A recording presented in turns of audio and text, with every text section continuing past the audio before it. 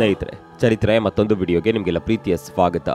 ಈ ಸಲದ Kannada big boss ಸೀಸನ್ನಲ್ಲಿ ಅತಿ ಹೆಚ್ಚು ಸದ್ದು ಮಾಡ್ತಿರುವ ಹೆಸರು ನಟರಾಜ್ ಅಲಿಯಾಸ್ ಗಿಲ್ಲಿ ನಟ ಅವರದ್ದು.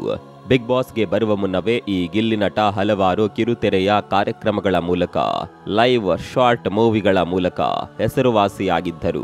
ತಮ್ಮದೇ ವಿಶೇಷ ಟ್ಯಾಲೆಂಟ್ ಹಾಗೂ ನಟನೆಯ ಮೂಲಕ ಕನ್ನಡಿಗರನ್ನ ರಂಜಿಸಿದ್ದ ಗಿಲ್ಲಿ ನಟ ಬಿಗ್ ಬಾಸ್ನಲ್ಲಿ ಸಂಚಲನ ಸೃಷ್ಟಿಸಿದ್ದಾರೆ.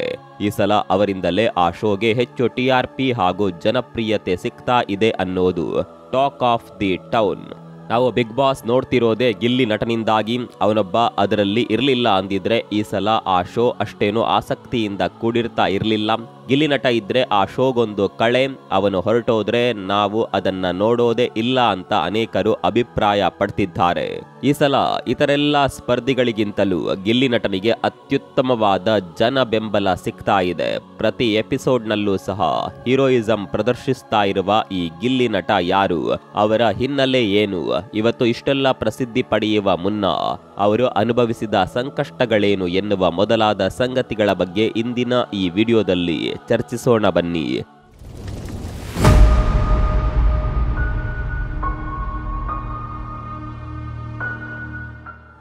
ಇದು ಗಿಲ್ಲಿ ನಟ ಎನ್ನುವ ಪ್ರತಿಭೆಯನ್ನ ನಿಮಗೆಲ್ಲರಿಗೂ ಇನ್ನಷ್ಟು ಪರಿಚಯಿಸುವ ಒಂದು ಸಣ್ಣ ಪ್ರಯತ್ನ ಮಾತ್ರ. ತನ್ನ ಮೃದು ಹಾಸ್ಯ, ಹಳ್ಳಿ ಸೊಗಡಿನ ಮುಗ್ಧ ಭಾಷೆಯಿಂದ ಹಾಗೂ ಸರಳ ನಡೆ ನುಡಿಯಿಂದ ಜನರಿಗೆ ಬಹುಬೇಗ ಇಷ್ಟವಾಗುವ ಗಿಲ್ಲಿ ನಟ ಮೂಲತಃ ಮಂಡ್ಯ ಜಿಲ್ಲೆಯವರು. ಮಂಡ್ಯದ ಮಳವಳ್ಳಿ ತಾಲೂಕಿನ ದಡದಪುರ ಎನ್ನುವ ಗ್ರಾಮದ ಈ ಯುವಕ ತನ್ನ ಹುಟ್ಟೂರಿನ ಜೊತೆ ಇರುವ ನಂಟನ್ನ ಇವತ್ತಿಗೂ ಸಹ ಉಳಿಸಿಕೊಂಡಿದ್ದಾರೆ. ಸದಾ ನಗುಮೊಗದ ಗಿಲ್ಲಿ ಜೀವನದಲ್ಲಿ ತುಂಬಾ ಕಷ್ಟದ ಸನ್ನಿವೇಶಗಳನ್ನ, ಒತ್ತಡದ ಸಂದರ್ಭಗಳನ್ನ ಎದುರಿಸಿದವರು. ಕೊಳ್ಳಯ್ಯ ಹಾಗೂ ಸವಿತಾ ಎನ್ನುವ ರೈತ ದಂಪತಿಯ ಮಗನಾಗಿ 1996ರಲ್ಲಿ ಹುಟ್ಟಿದ ಗಿಲ್ಲಿ ಅವರ ಪೋಷಕರ 3 ಮಕ್ಕಳಲ್ಲಿ ತಾವೇ ಕೊನೆಯವರು.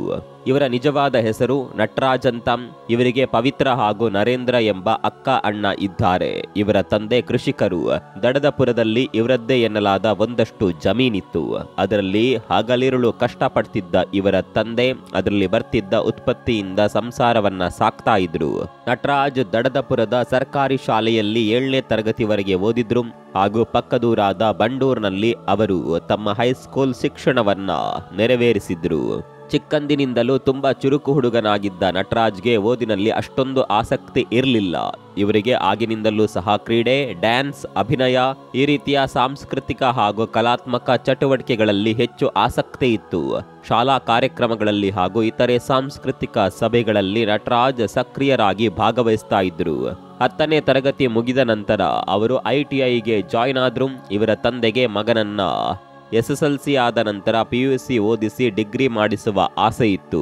ಹಾಗಾಗಿಯೇ ದುಗ್ಗನಹಳ್ಳಿಯಲ್ಲಿ ನಟರಾಜ್ಗೆ PUC ಅಡ್ಮಿಷನ್ ಮಾಡಿಸ್ತಾರೆ. ಆದರೆ ಅದೇ ವರ್ಷ ITIಗೂ ಸಹ ಅರ್ಜಿ ಹಾಕಿದ್ದ ಗಿಲ್ಲಿಗೆ ITI ಮಾಡುವ ಹಂಬಲ ಇತ್ತು.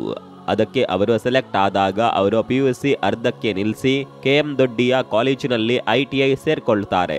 ನಟರಾಜ ಅವರಿಗೆ ಮೊದಲಿನಿಂದಲೂ ಸಿನಿಮಾ ಹಾಗೂ ಅಭಿನಯದ ಹುಚ್ಚು. ಅವರು ಎಲ್ಲ ಹೊಸ ಚಿತ್ರಗಳನ್ನ ಸಹ ಚಿತ್ರಮಂದಿರಗಳಲ್ಲಿ ನೋಡ್ತಾ ಇದ್ರು. ತಾನು ಸಹ ನಟ ಆಗಬೇಕು ಅನ್ನುವ ಹಂಬಲ ಅವರಿಗಿತ್ತು. ITI ಸೇರಿದ ಮೇಲೆ ಗೆಳೆಯರ ಜೊತೆ ಕ್ಲಾಸ್ಗೆ ಚಕ್ಕರ್ ಹಾಕಿ ಆಗಾಗ ಸಿನಿಮಾ ವೀಕ್ಷಣೆ ಮಾಡಿದ್ದುಂಟು. ಇದರ ಜೊತೆ ಕತೆ, ಕವನ ಬರೆಯುವ ಗೀಳು ಸಹ ಅವರಿಗಿತ್ತು. ಸಮಯ ಸಿಕ್ಕಂತೆಲ್ಲ ಕವನ ಹಾಗೂ ಕತೆಯ ಸ್ಕ್ರಿಪ್ಟ್ ಬರಿತಾ ಇದ್ರು. ಅಭಿನಯದ ಹುಚ್ಚು ಅವರನ್ನ ಬೆಂಗಳೂರಿನತ್ತ ಸೆಳೆಯುತ್ತೆ. 2016ರಲ್ಲಿ ಗಿಲ್ಲಿ ಸಿನಿಮಾ ಚಾನ್ಸ್ಗೋಸ್ಕರ ಊರು ಬಿಟ್ಟು ಬೆಂಗಳೂರಿಗೆ ಬರ್ತಾರೆ. ಬೆಂಗಳೂರು ಕನ್ನಡ ಸಿನಿಲೋಕದ ತವರಿದ್ದ ಹಾಗೆ. ಗಿಲ್ಲಿಯ ಹಾಗೆ ಸಿನಿಮಾ ಅಭಿರುಚಿ ಇರುವ ಎಷ್ಟೋ ಜನ ಇಲ್ಲಿಗೆ ಬಂದು ಜೀವನ ರೂಪಿಸಿಕೊಂಡವರಿದ್ದಾರೆ. ಮಂಡ್ಯದ ಹಳ್ಳಿ ಹುಡುಗ ಗಿಲ್ಲಿಗೆ ಬೆಂಗಳೂರಿನ ಸಿಟಿಯಲ್ಲಿ ಯಾರೂ ಸಹ ಪರಿಚಯ ಇರಲಿಲ್ಲ. ಆದರೂ ಸಹ ಧೈರ್ಯ ಮಾಡಿ ಸಿಟಿಗೆ ಬಂದಿದ್ದ ಗಿಲ್ಲಿಗೆ ಇಲ್ಲಿ ಆಶ್ರಯಕ್ಕೂ ಸಹ ಸ್ಥಳವಿರಲಿಲ್ಲ. ಬೆಂಗಳೂರಿನ ಕೆಲವು ಛತ್ರಗಳಲ್ಲಿ ಊಟ ಮಾಡಿ ಕಾಲ ತಳ್ತಿದ್ದ ಗಿಲ್ಲಿ ತನ್ನ ಕೆಲ ಸ್ನೇಹಿತರಿಂದ ಕಂಠೀರವ ಸ್ಟುಡಿಯೋಗೆ ಮೊದಲ ಬಾರಿಗೆ ಬರ್ತಾನೆ. ಇಲ್ಲಿ ಸಿನಿಮಾ ಶೂಟಿಂಗ್ಗಳು ನಡೆಯುವ ಬಗ್ಗೆ ತಿಳಿದುಕೊಂಡ ಗಿಲ್ಲಿ ತನಗೂ ಸಹ ಏನಾದರೂ ಕೆಲಸ ಸಿಗುತ್ತಾ ಅಂತ ತಡಕಾಡಿದಾಗ ಅವರಿಗೆ ಕಡಿಮೆ ಸಂಬಳದ ಸೆಟ್ ಬಾಯ್ ಕೆಲಸ ಸಿಗುತ್ತೆ. ಅಂದ್ರೆ ಎಲ್ಲೇ ಏನೇ ಕಾರ್ಯಕ್ರಮ ಅಥವಾ ಧಾರಾವಾಹಿಯ ಶೂಟಿಂಗ್ ನಡೆದ್ರೆ ಅದರ ಸೆಟ್ ರೆಡಿ ಮಾಡುವ ಕೆಲಸ. ಗಿಲ್ಲಿಗೆ ಅನೇಕ ಮಹತ್ತರವಾದ ಕನಸುಗಳಿದ್ದವು. ಅವರಿಗೆ ಸ್ವಂತ ಕತೆ ಮಾಡಿ ನಿರ್ದೇಶಿಸಿ ನಿರ್ದೇಶಕರಾಗುವ ಹುಮ್ಮಸ್ಸಿತ್ತು. ಆದ್ರೆ ಆರಂಭದ ಆ ಕಷ್ಟದ ದಿನಗಳಲ್ಲಿ ಅವರ ಹತ್ರ ಟ್ಯಾಲೆಂಟ್ ಬಿಟ್ರೆ ಹಣ, ಹಿನ್ನೆಲೆ ಇದ್ಯಾವುದೂ ಸಹ ಇರಲಿಲ್ಲ. ಹಾಗೆಲ್ಲ ಮದುವೆ ನಡೆಯುವ ಛತ್ರಗಳಲ್ಲಿ ಊಟ ಮಾಡ್ತಾ ಅವರಿವರ ರೂಮುಗಳಲ್ಲಿ ಮಲಗಲು ಒಂದಿಷ್ಟು ಜಾಗ ಪಡೆದು ಅವರು ಕಾಲ ನೂಕಿದ್ದುಂಟು. ಈ ಸಮಯದಲ್ಲಿ ಏನ್ ಮಾಡೋದು, ಹೇಗೆ ಸೆಟಲ್ ಆಗೋದು ಅನ್ನುವ ಗೊತ್ತು ಗುರಿ ಅವರಿಗಿರಲಿಲ್ಲ. ಸ್ನೇಹಿತರ ರೂಮ್ಗಳಲ್ಲಿ ಕೇವಲ 1 ವಾರ 2 ವಾರ ಮಾತ್ರ ಇರಲು ಸಾಧ್ಯವಿತ್ತು. ಯಾವುದೇ ದುಡಿಮೆ ಇಲ್ಲದ ಗಿಲ್ಲಿಯನ್ನ ಹೆಚ್ಚು ಸಮಯ ಉಚಿತವಾಗಿ ರೂಮಲ್ಲಿ ಇರಿಸಿಕೊಳ್ಳಲು ಯಾರೂ ಸಹ ರೆಡಿ ಇರಲಿಲ್ಲ. ಅವರಿವರ ಕೈ ಕಾಲು ಹಿಡಿದು ರೂಮ್ಗಳಲ್ಲಿ ಕಾಲ ಕಳೆದು ನಿಷ್ಠುರವಾಗುವ ಬದಲು ಸ್ವಂತದ ಒಂದು ಸಣ್ಣ ರೂಮ್ ಮಾಡೋದೇ ವಾಸಿ ಅಂತ ಅವರಿಗನ್ಸ್ತು. ಈ ಮಧ್ಯೆ ಸೆಟ್ ಬಾಯ್ ಕೆಲಸ ಬಿಟ್ಟು ಕಂಠೀರವ ಸ್ಟುಡಿಯೋದಲ್ಲಿ ಅವರು ಕೆಲ ನಿರ್ದೇಶಕರ ಜೊತೆ ಸಹಾಯಕ ನಿರ್ದೇಶಕರಾಗಿ ಕೆಲಸ ಮಾಡುವ ಅವಕಾಶ ದೊರೆತರು. ಅದರಿಂದ ಅವರಿಗೆ ಯಾವುದೇ ನಿರ್ದಿಷ್ಟ ಆದಾಯ ಇರಲಿಲ್ಲ. ಆದರೂ ಸಹ ಸಿನಿಮಾದ ಒಳ ಹೊರಗುಗಳ ಬಗ್ಗೆ ಕಲಿಯಲು ಸಾಧ್ಯವಾಗಬಹುದೆಂಬ ಒಂದೇ ಉದ್ದೇಶದೊಂದಿಗೆ ಅವರು ಕೆಲ ಚಿತ್ರಗಳಿಗೆ ಸಹಾಯಕರಾಗಿ ಕೆಲಸ ಮಾಡ್ತಾರೆ. ಸಹಾಯಕ ನಿರ್ದೇಶಕ ಅಂದ್ರೆ ಈ ಕೆಲಸಕ್ಕೆ ನಿರ್ದಿಷ್ಟ ವ್ಯಾಖ್ಯೆ ಅನ್ನೋದೇ ಇಲ್ಲ. ಯಾವುದೇ ಹಿನ್ನೆಲೆ ಇಲ್ಲದೆ ಸಿನಿಮಾ ಕಡೆ ಬರುವ ಗಿಲ್ಲಿ ತರಹದವರಿಗೆ ಇಲ್ಲಿ ಮೊದಲು ಸಿಗುವ ಕೆಲಸವೇ ಈ ಸಹಾಯಕ ನಿರ್ದೇಶನದ ಕೆಲಸ. ರಿಷಬ್ ಶೆಟ್ಟಿಯವರು ಸಹ ತಮ್ಮ ಆರಂಭದ ದಿನಗಳಲ್ಲಿ ಸಹಾಯಕ ನಿರ್ದೇಶಕರಾಗಿ ಕೆಲಸ ಮಾಡಿದ್ದಾರೆ. ದುರದೃಷ್ಟವಶಾತ್ ಇಲ್ಲಿ ಗಿಲ್ಲಿಗೆ ಸಂಬಳನೂ ಇರಲಿಲ್ಲ ಹಾಗೂ ಅವರು ಕೆಲಸ ಮಾಡಿದ ಈ ಚಿತ್ರಗಳು ರಿಲೀಸ್ ಸಹ ಆಗ್ಲಿಲ್ಲ. ಆಗ ಗಿಲ್ಲಿ ಮತ್ತೆ ಸೆಟ್ ಹಾಕುವ ಕೆಲಸಕ್ಕೆ ಮರಳಿದ್ರು.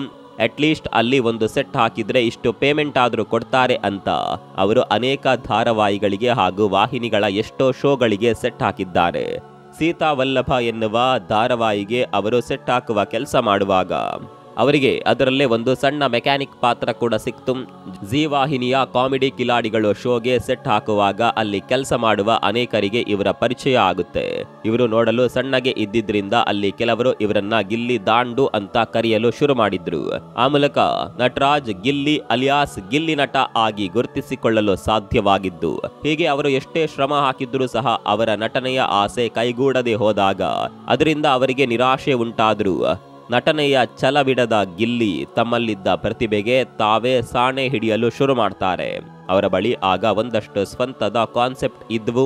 ಇವುಗಳನ್ನ ಶಾರ್ಟ್ ಮೂವಿಯ ಮೂಲಕ ಹೊರತರುವ ಉದ್ದೇಶ ಇತ್ತು. ಆದರೆ ಹಾಗೆ ಮಾಡಲು ಕನಿಷ್ಠ 1 ಅಥವಾ 2 ಲಕ್ಷದ ಹಣವಾದರೂ ಬೇಕಿತ್ತು. ಆದರೆ ಗಿಲ್ಲಿಯ ಬಳಿ ಅಷ್ಟೆಲ್ಲ ಹಣ ಇರಲಿಲ್ಲ.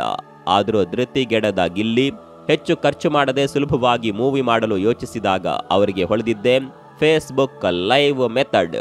ಇಲ್ಲಿ ಫೇಸ್ಬುಕ್ ಲೈವ್ ಆನ್ ಮಾಡಿ ವಿಡಿಯೋ ಕವರ್ ಮಾಡ್ತಾ ಅದನ್ನ ಲೈವ್ ಆಗಿ ಅಪ್ಲೋಡ್ ಮಾಡುವ ಹೊಸ ಸಾಹಸಕ್ಕೆ ಗಿಲ್ಲಿ ಮುಂದಾಗ್ತಾರೆ. ಇದೊಂದು ರೀತಿಯಲ್ಲಿ ವಿಭಿನ್ನವಾದ ಪ್ರಯೋಗವೇ ಆಗಿತ್ತು. ಗಿಲ್ಲಿಯ ಮೆಮೊರಿ ಪವರ್ ಚೆನ್ನಾಗಿತ್ತು. ಹಾಗಾಗಿಯೇ ಯಾವುದೇ ರಿಹರ್ಸಲ್ ಇಲ್ಲದೆ ಅವರು ಸಂದರ್ಭಕ್ಕೆ ತಕ್ಕಂತೆ ಸಂಭಾಷಣೆಯನ್ನ ಸ್ಪಾಟ್ ಅಲ್ಲಿ ಹೇಳಬಲ್ಲವರಾಗಿದ್ದರು. ಈ ಮೂಲಕ ಅವರು ಹೊರತಂದ ನಲ್ಲಿ ಮೂಳೆ, selfie, PO2, Rolex Rajanna, wrong side Ranganatha, ಲಂಗೋಟಿ ಮ್ಯಾನ್ ಇವೆಲ್ಲ ಭಾರಿ ವೈರಲ್ ಆದ ಶಾರ್ಟ್ ಮೂವಿಗಳು.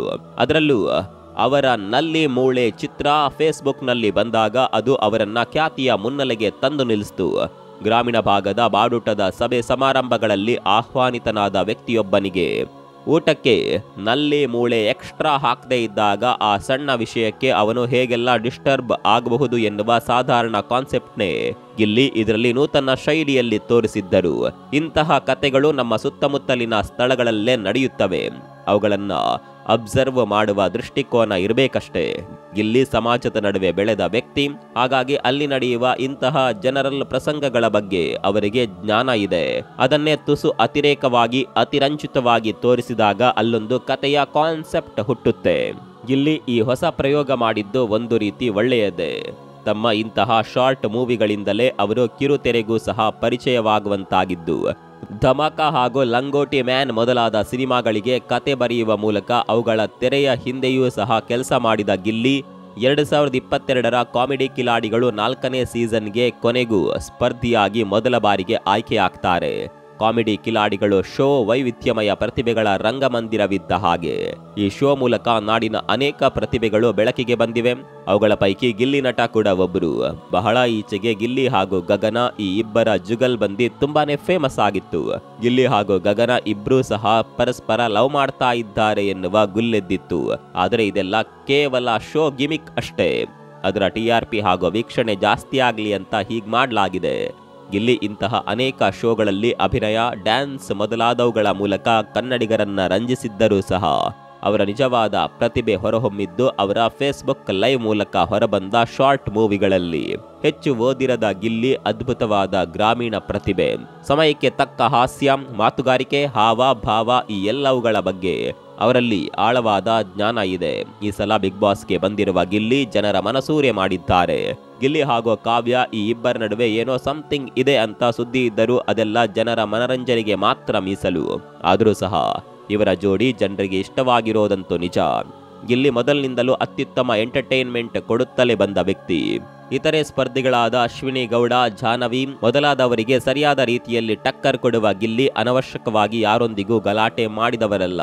ಬಿಗ್ ಬಾಸ್ ಮನೆಯಲ್ಲಿ ಪ್ರತಿ ಸನ್ನಿವೇಶವನ್ನ ಸಹ ಹಾಸ್ಯಮಯವಾಗಿ ತಿರುಗಿಸಿ ತಮ್ಮ ತಮಾಷೆಗಳಿಂದ ಟೆನ್ಷನ್ ಅನ್ನ ಹ್ಯೂಮರ್ ಆಗಿ ಬದಲಿಸುವ ಗಿಲ್ಲಿ ಈ ಸಲದ ಬಿಗ್ ಬಾಸ್ ವಿನ್ನರ್ ಆಗಬೇಕು ಅನ್ನೋದು ಬಹುತೇಕರ ಒತ್ತಾಸೆ.